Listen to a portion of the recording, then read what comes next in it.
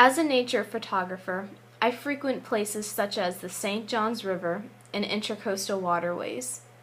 I am drawn to the plants and animals that call these places home, and love nothing more than to capture a beautiful sunset from a spot on the riverbanks.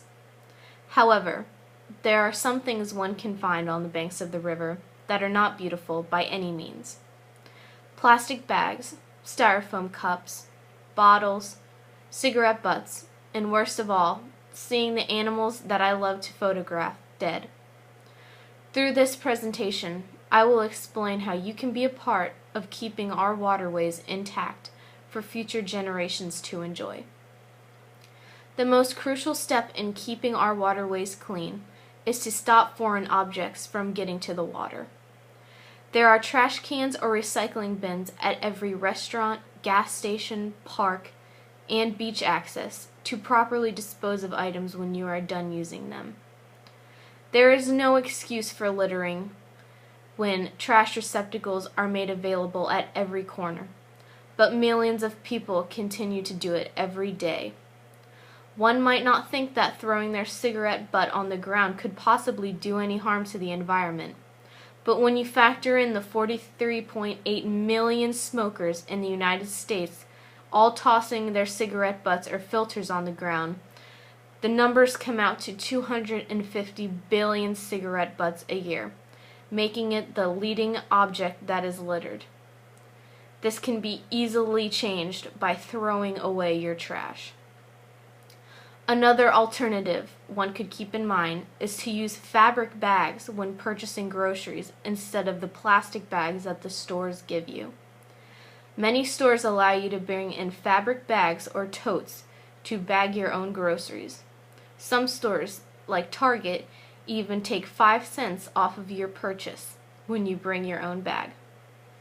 It's small steps like this that can alter an entire ecosystem if everyone just does their part. For those lucky enough to live on the St. Johns River, or any other river for that matter, plays an even larger role in keeping the waterways clean. Keeping runoff to a minimum is another key factor for protecting the wildlife and plant life in the marshlands. Overuse of pesticides, fertilizers, and other toxins could greatly damage the marshland environment.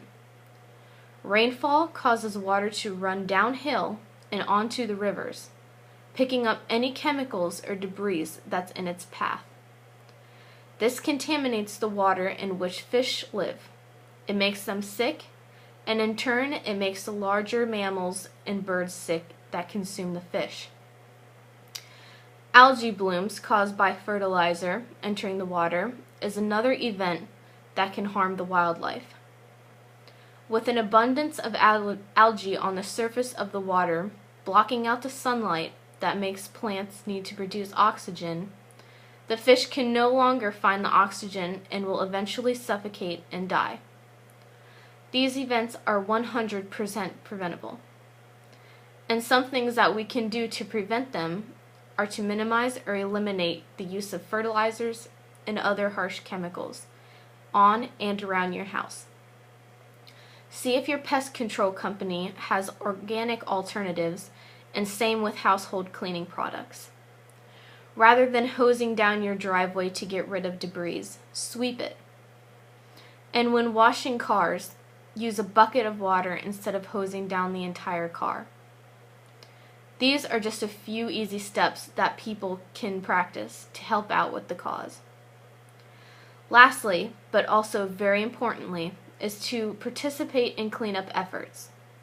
Almost every weekend, there is some type of organized cleanup of the rivers.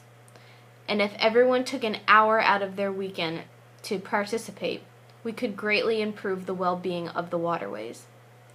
For high schoolers needing community service hours, or concerned citizens who wish to do their part, coastal cleanups are a great way to remove litter along the rivers, beaches, or even city streets, because all trash ends up in the water.